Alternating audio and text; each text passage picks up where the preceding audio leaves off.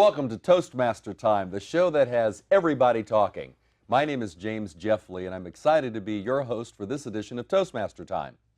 Just like in a regular Toastmaster meeting, we're going to have prepared speeches followed by an evaluation to give important feedback to help our speakers improve.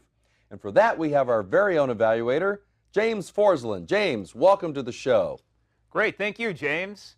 Tonight we have two of the greatest speakers in the district. We have Tony Green. He's going to teach us about losing a job, and we have Annie Lee, who's going to share with us about empowering women. Wow, that sounds like a great show indeed. I look forward to hearing your comments a little later on in the show. For right now, I'd like to introduce our first speaker to Toastmaster Time, Tony Green. Tony, welcome to the show. Thank you. Is this your first time on Toastmaster Time TV? Yes, it is. You excited? I am, yes. Now, how long have you been in Toastmasters? I've been in Toastmasters for 9 months. 9 months, so Yes. fairly new. Yes. Your last name, Green, I understand, is related to what you love to speak about. Absolutely. Tell me more. Yes, I'm very passionate about sustainability and the adoption of alternative energy technologies. And I feel as though many people have a fear of the technology, and so what I like to do is I like to alleviate that fear so that people can actually get a full understanding and breadth of what the technology can do, which is change their lives. That's great. You know, part of why people come to Toastmasters is to overcome their fear of public speaking, and you're helping people overcome their fear of technology to create a more sustainable world. I love that. You ready to give your speech? I am, yes. All right, I'm going to give you a minute to prepare and get organized, and while you do that, I'm going to talk to our audience about a manual speech. In Toastmasters, our members give manual speeches, which can come from any of a number of manuals that Toastmasters provides, and those speeches are designed to help people work on things like using props, emphasizing their body language or their voice, or using humor in their speeches. And at our weekly club meetings, we encourage our fellow members to give feedback on how well our speakers achieve their objectives. Toastmaster Time is no different. We have our own evaluator who's going to give feedback about our speakers tonight. James Forslind, welcome. Great, thank you, James. What are Tony's objectives? Tony's objectives in his speech, Your Body Speaks, is about how to use your body to tell a story. And in that, one of the most powerful parts about any speech is even more, how does your body reach out to the audience? That's a very important thing. So what are you looking for specifically from him? I'll be looking for his body moving comfortably and fluidly, as well as his hand gestures, and most importantly, his eye contact. Outstanding. Well, I look forward to hearing your feedback. For right now, I want to introduce our first speaker. Many of us have probably experienced at one time or another being let go from a job. Well, Tony's going to talk about how that experience can seem like it's a tragedy, but can actually be used to an advantage. Tony Green, the process of being let go, Tony Green. Unfortunately, I have been let go from my place of employment on more than one occasion. Have you been let go from your job at least once? More than once? Well, for those of you that haven't been in the process, there are typically 5 stages in the process. There is the gate, the office, exit stage left, the long first night, and the day after. The first step, the gate. You come in Monday morning, and you have a ton of action items to do. You've got emails to write, you've got action items to take care of, all to make sure and try to help your company hit revenue. Then all of a sudden your manager comes to you and says, I'd like to see you in my office. I say, okay. And so he leads you into the office, and you walk in and you see a large pile of paper and human resources in the room, and you think to yourself, this cannot be good. And so you sit down, and finally you hear the words that no one wants to hear. Your employment, as of today, has been terminated from this company. And you think, great, what am I supposed to do now? And then you say, well, so much for the morning meetings. And so now the process begins, where they take your laptop, they take your phone, they take your papers. And so finally you say, well, wow, what am I going to do? The next step is in the office. You're in the office and you have these huge pile of papers. And to be honest, you're really not concerned about what those papers say because you can read those when you get home.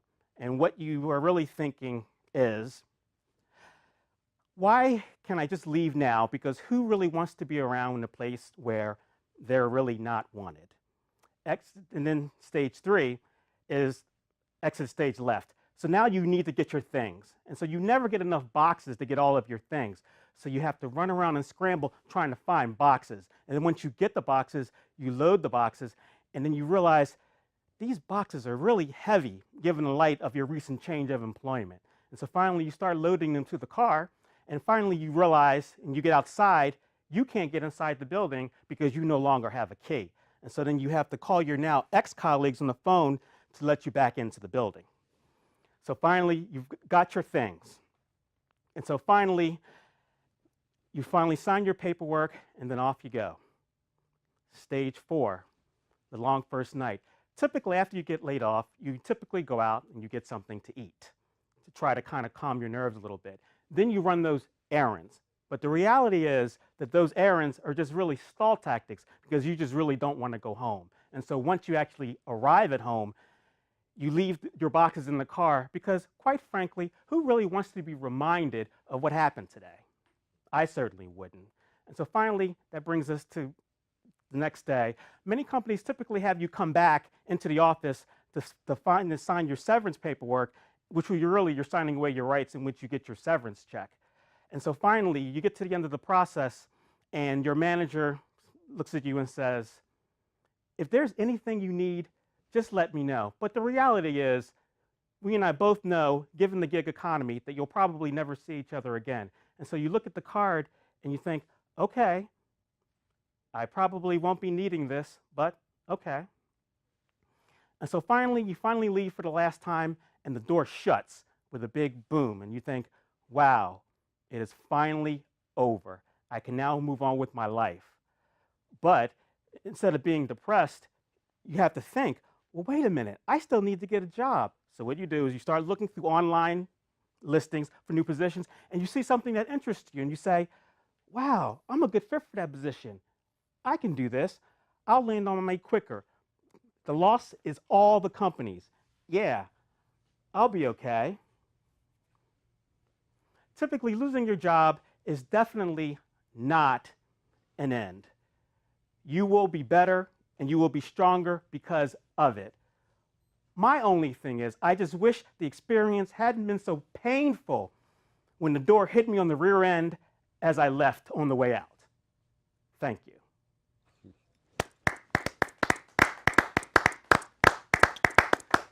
Wow, that was a story I'm sure many people can relate to. What did you think of Tony's speech?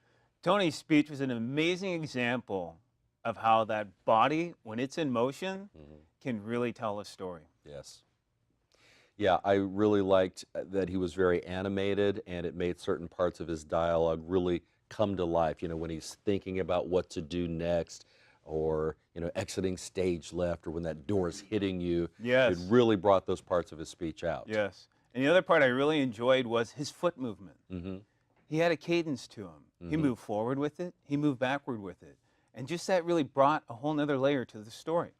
Yeah, and that's one of the things that we teach people in Toastmasters is that you don't have to stay stuck in one place. You get to use the entire speaking area, and usually it's much larger than the little red dot that we have here in the studio. But you can actually use parts of the stage to map out parts of your story. This part might be the future, this might be the past, this might be the present, for example.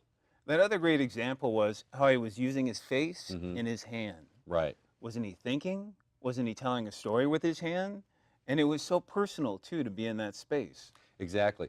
Everything is a tool for a speaker, not just your voice and your script, but your body language, your facial expressions, and your gestures. And I think Tony illustrated that point quite well. Tony did a great job. Yes, he did.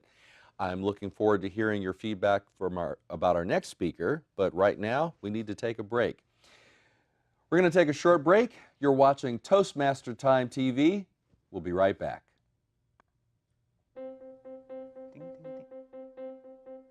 Name an effective political leader in history who couldn't speak well.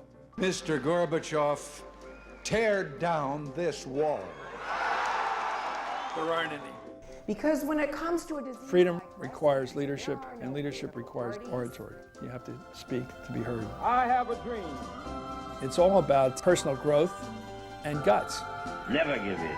Never, never, never.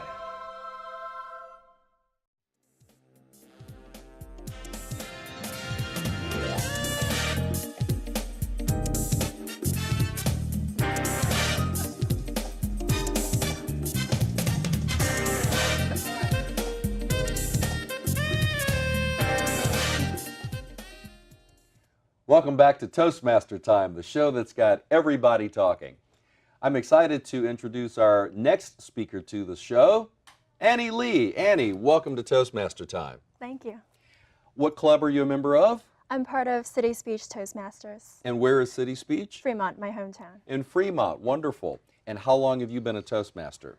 2 months, actually. 2 months? Yeah. Wow, you're newer than Tony. What made you want to join Toastmasters? I just recently graduated from college, and I've always heard about Toastmasters as an excellent opportunity to improve our public speaking. So I knew that in my line of work, this is something very important to me, and so this is the perfect opportunity to do so. And what is your line of work? I'm going to be working in finance, Oh, but a lot of teamwork and communicating my ideas effectively to my colleagues and to my managers. exactly. It's so important. Sometimes people think, oh, well, my job doesn't really involve public speaking, but we're speaking all the time, giving project reports to our team members, interfacing with clients, etc. 2 months in Toastmasters, that's a bit of a milestone for you. Yeah. I understand there's another very important milestone you're celebrating today, in fact. Tell us about that. Well, today is a very special day for me because I'm celebrating my 14th anniversary of my immigration to the United States. Outstanding. Congratulations. Thank you. And what's been your greatest experience so far in those 14 years? Wow, too many. I know this one for sure is a huge milestone because I've never imagined I would be on TV. And you know, And coming, now you are. yeah, and coming here as an immigrant, I was, you know, starting from scratch, and so public speaking in English is something I've struggled with for a very long time, and it's such an honor to be here on the show.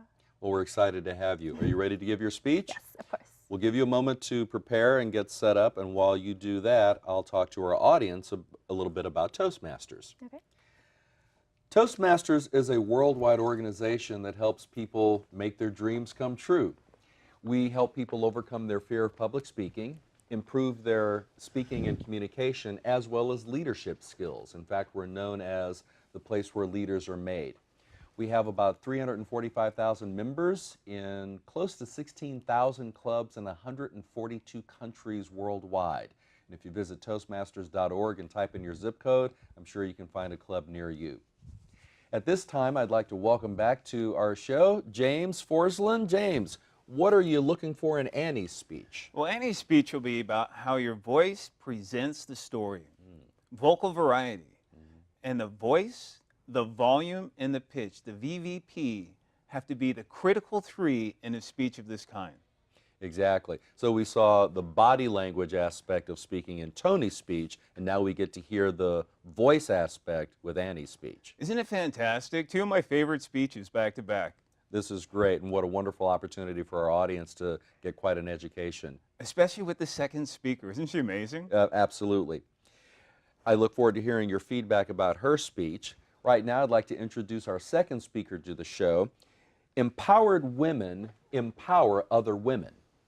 And as a first-generation college student, an immigrant, and a woman, Annie is going to speak on women's empowerment and share her story of how she achieved her American dream.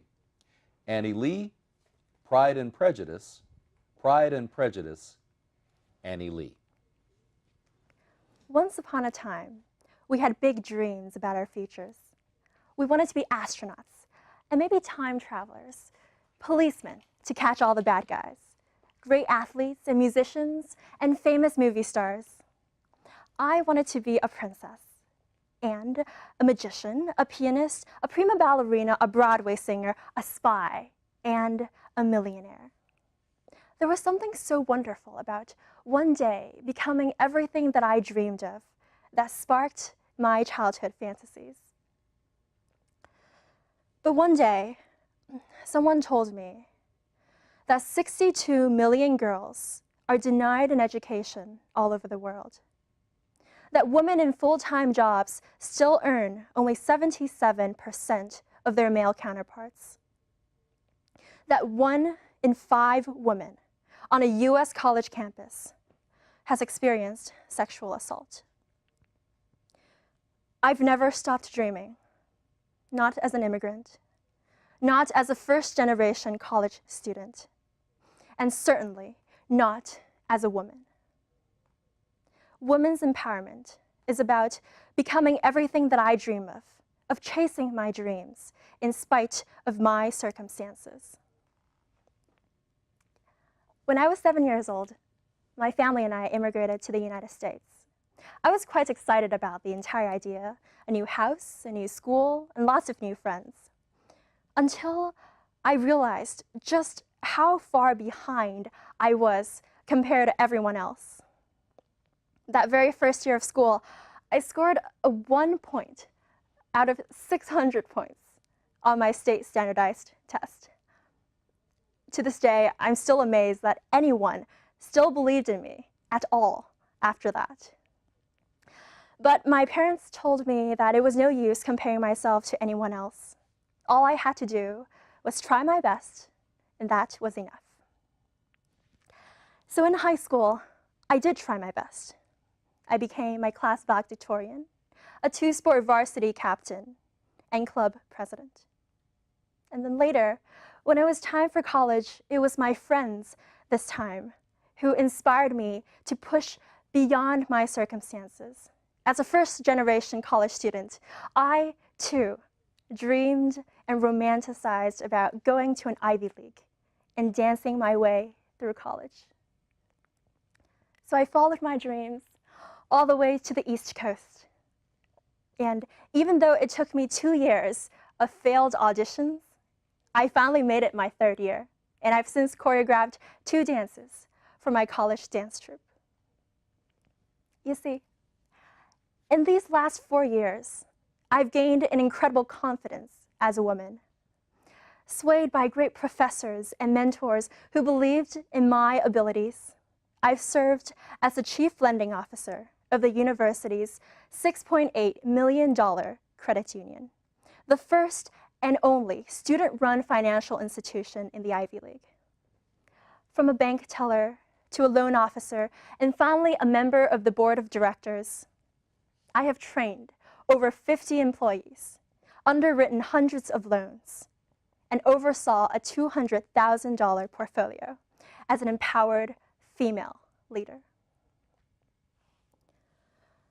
Women's empowerment is a journey of extraordinary self-discovery.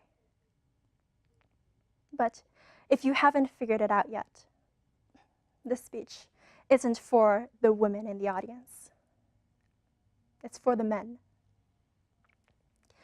Gentlemen, women's empowerment is also your empowerment. I can't tell you what it's like to be one of the 62 million girls without an education. I can't tell you what it's like to be discriminated against in the workplace. And I have no idea what it feels like to be sexually abused as a woman. I have not experienced any of these things, but neither have you, gentlemen. Yet this is the truth. I achieved everything that I did because no one told me otherwise. I'm thankful because my father has always treated me like his firstborn son. My brother is my greatest supporter. And my friends model what we wish to see in the world: respect, kindness, and integrity to all, regardless of gender. So to you, fathers, grandfathers, husbands, sons, and boyfriends, you have a profound influence on the important women in your life. you have the option to be her confidant, her best friend, and her greatest supporter. You can give her a strength that no one else can. And you always have the choice to be there for her, especially when the world isn't so kind. So, I might not be a princess, but I can tell you that dreams do come true. And together, it is possible for all of us to create and design our own happily ever after.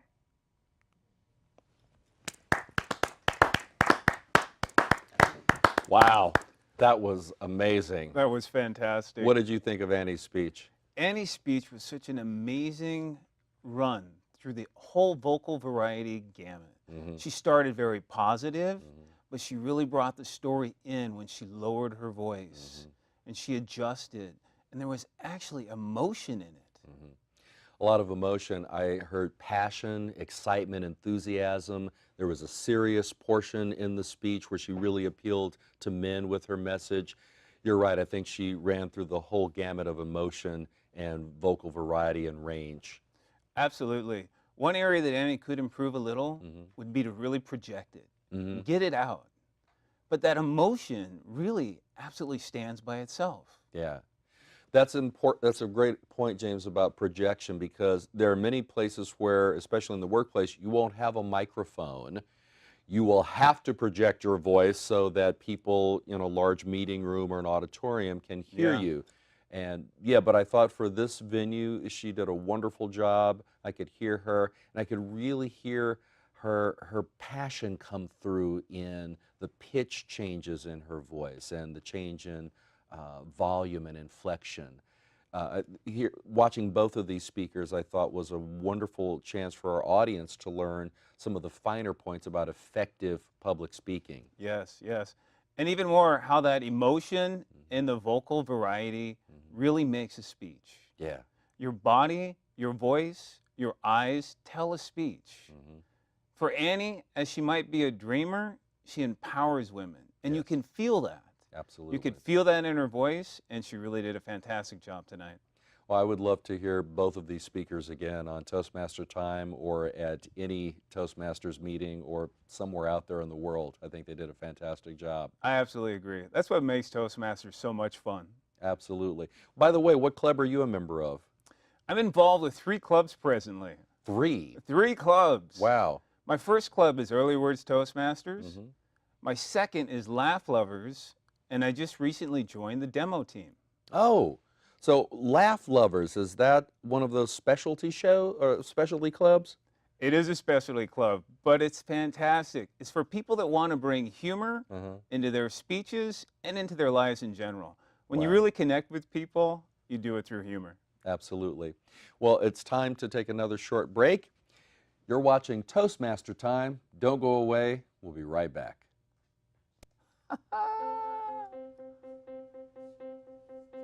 Name an effective political leader in history who couldn't speak well. Mr. Gorbachev, tear down this wall. There aren't any. Because when it comes to a disease, Freedom requires leadership, and leadership requires oratory. You have to speak to be heard. I have a dream. It's all about personal growth and guts. Never give in. Never, never, never.